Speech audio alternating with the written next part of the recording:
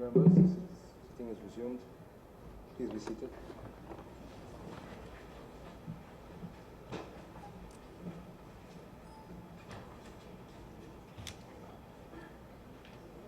To make a few remarks.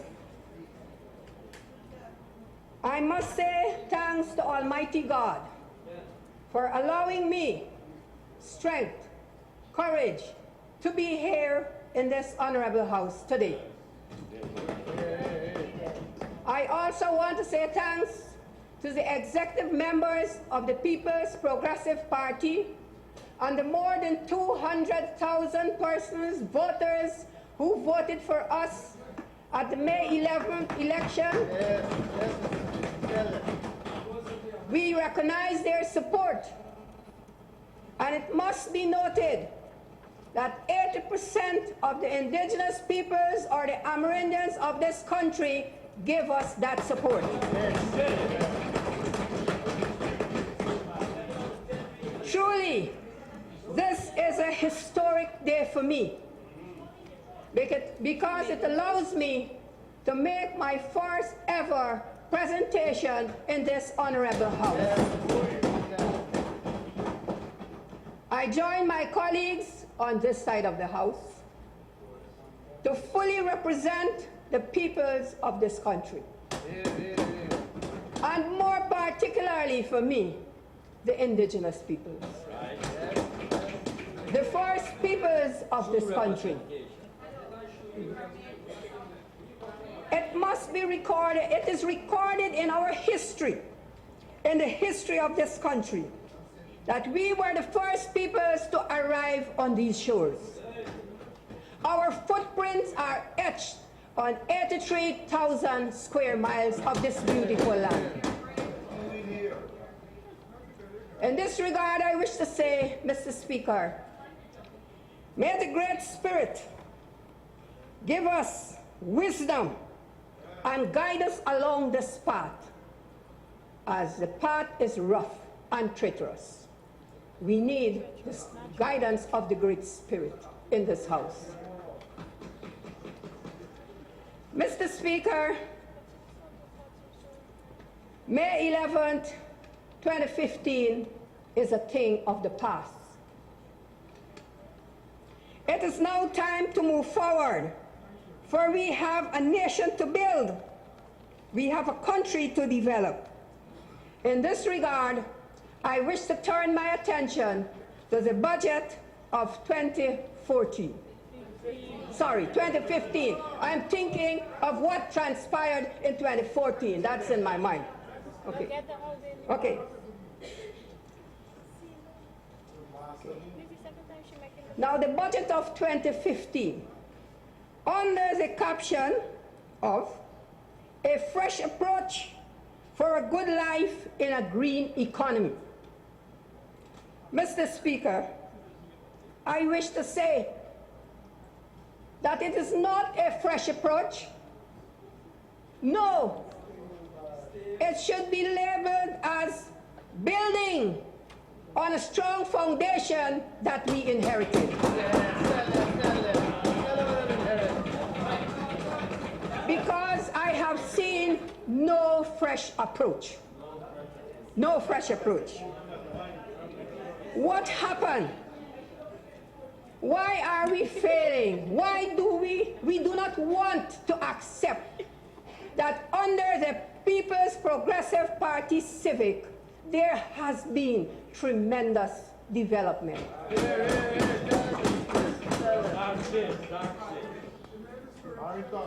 I would like to say, as I've said before, I speak from a point of the indigenous peoples. And Mr. Speaker, I wish to read what the Constitution, the preamble of the Constitution says. And it says, we the Guyanese peoples value the special place in our nation of indigenous peoples and recognize their rights as citizens to land, security, and their promulgation of policies for their communities. This is the constitution of our country. So when I focus on indigenous peoples, I am not being biased because I stand firm and tall and courageous and proud to be the descendants of the first peoples of this country, coming from the Carib nation. And so the Carib blood runs in my vein. And I stand proud today to represent our people. What happened under the People's Progressive Party, under the previous government? Was not there development in the education sector? What happened there? Today, this new government can boast and say what is happening on the education, but it started under the previous administration. More secondary schools, dormitory facilities to house our children, more scholarships, school feeding programs, all those things. Why are we failing? We are failing to acknowledge that these things happen. While I might say it's not perfect, because we are not living in a perfect world.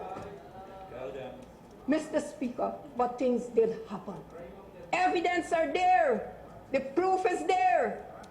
We can look around in our country today, in Guyana, where never before in the last 30 and 40 years, you can look now and you can see Amerindians in all spheres serving our country with dignity and pride. And evidence right here in this house.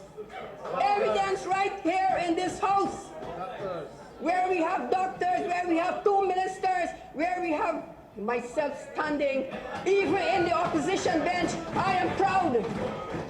Even in the opposition bench, I am proud because I represent half of Guyana. Half of Guyana. Acknowledge it. We represent half of Guyana. And I need not be ashamed. Why? Because, Mr. Speaker, today I am afforded this opportunity to speak in this honorable house. But I have been speaking for many years. And the motto says, be the change you want to see. And I've been part of that change. So it is with great pride I speak on behalf of our people.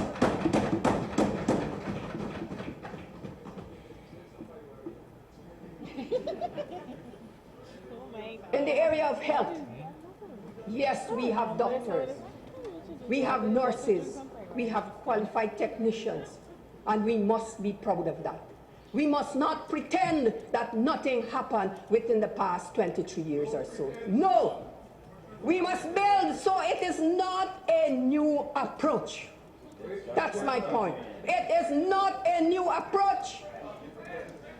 We must now build on the strong foundation that has been set.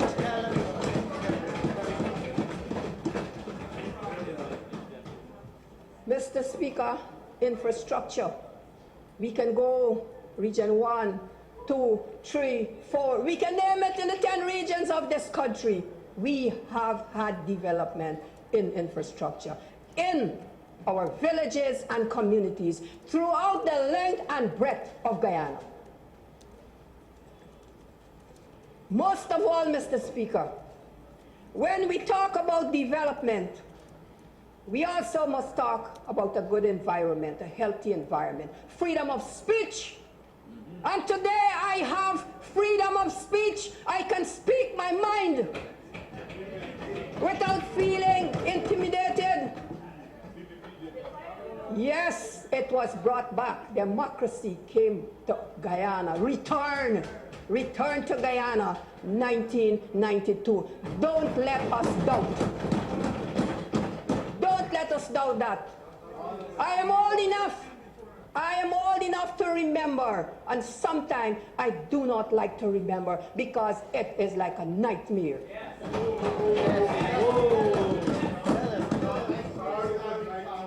Today, we can speak. On both sides of the house, we can speak.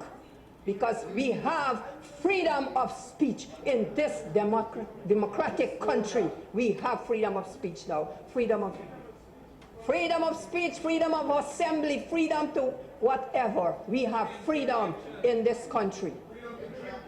We have freedom in this country.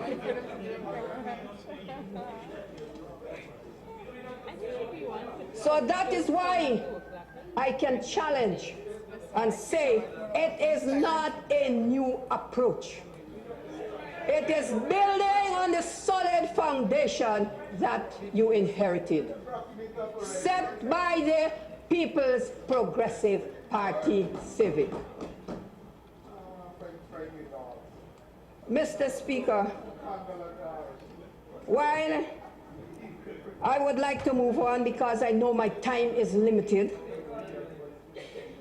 and I look at the budget of 2014, why am I saying 20? Oh my. 2015, presented by the Honorable Minister Winston Jordan, and missing, there are lots of things missing there.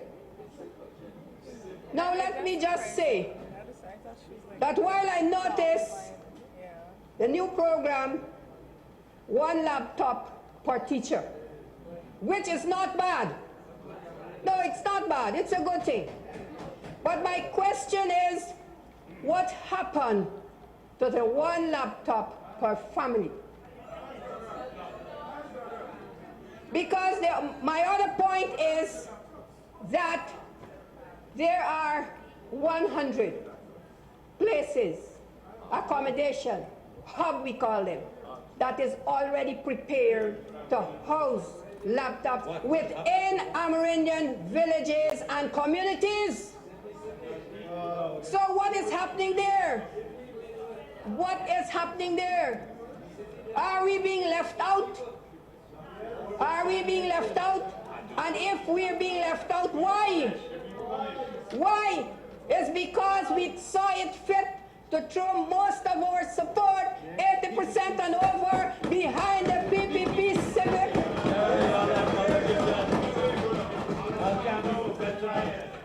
Are we paying the price for making our own choice?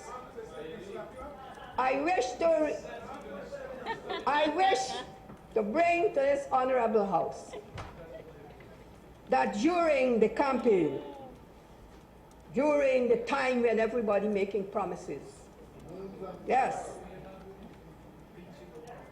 with regards to indigenous peoples, on page 32 of the APNU manifesto, all right, paragraph 7, the last line says, APNU plus AFC will uphold all international treaty obligations.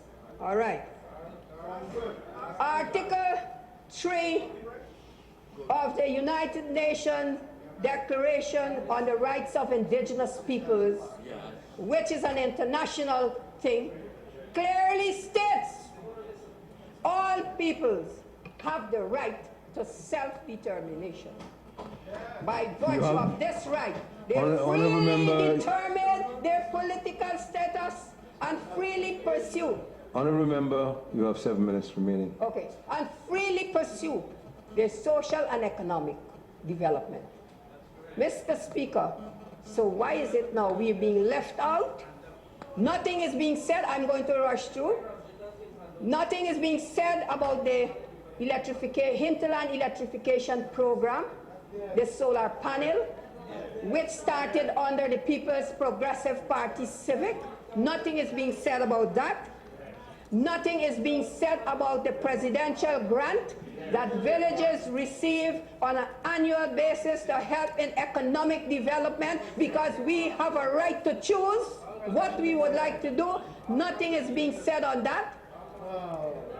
So we are left at the last.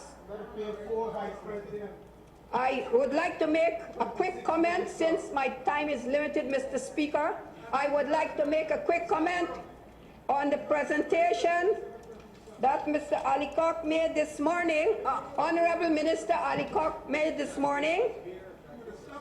And in his announcement, he says,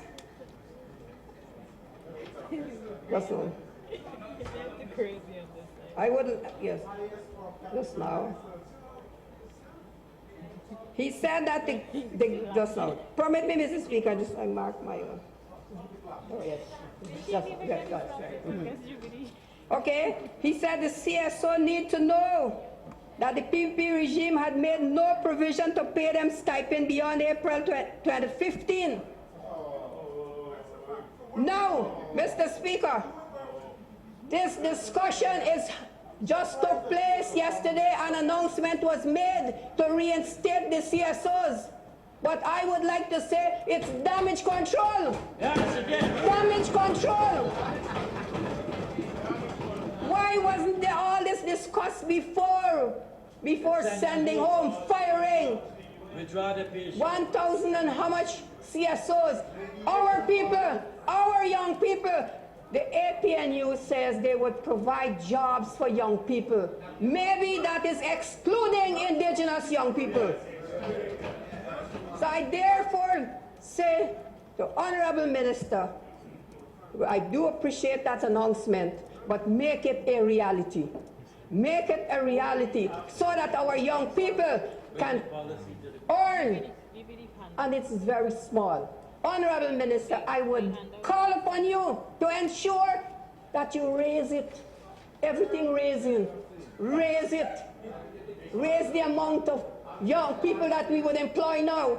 My only concern though, everything started under the PPP Civic. The name is changing because it would now change from YEAP to YEST or something like that. It has changed. It is changing. But do not change the people in the community or allow the council to decide who must be employed. Mr. Speaker, I wish to bring a critical matter to this forum. And I wish to say that this new administration has displayed gross disrespect for our people.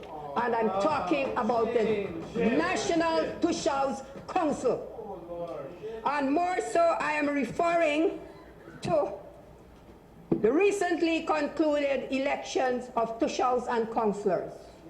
And I wish to say to Honorable Minister Alicock, you now have legal advisors and many advisors that we've ever heard before. I'm happy that you have all those advisors. But it is stated in the Amendment Act that the National Tushau Council must send an observer to observe village election in village elections and district councils elections. Mr. Speaker and Honorable Minister Alicock, you know that this was not done at the last Tushau's and councillors election. So it is a breach. It is a breach of the law and the rights of our people. More of it. I would also like to bring to the attention of this honorable house further discrimination, further violation of our rights. Honourable Member, you have 3 minutes remaining. Thank you, Mr. Speaker. Now the National Tushaus Council that is presently ongoing at the Arthur Chang Conference Center can be deemed illegal because according to the Act 2006, number 6 of 2006, section 43, 3A, the National Tushaus Council shall publish notice of its meeting in at least one national newspaper at least 1 month in advance. This was not done. It was not done.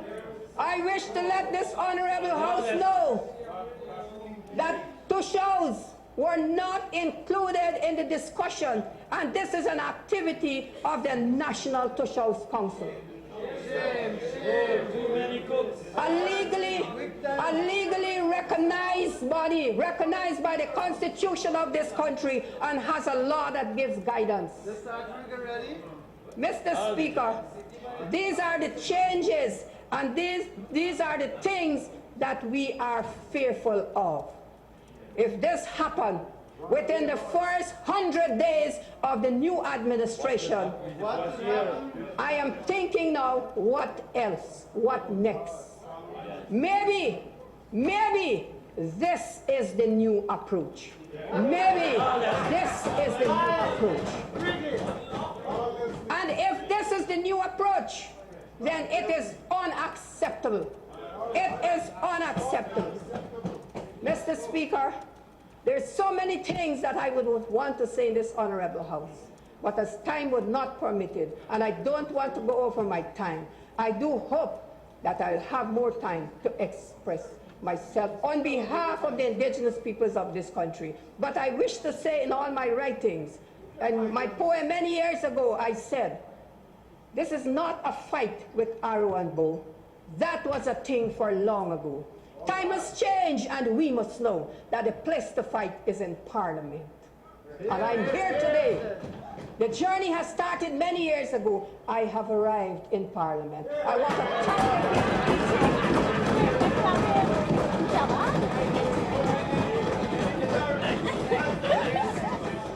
to thank the People's Progressive Party Civic for giving me this opportunity to speak in this honorable house. And I want to thank God for the battle to come later on. Thank you, Mr. Speaker.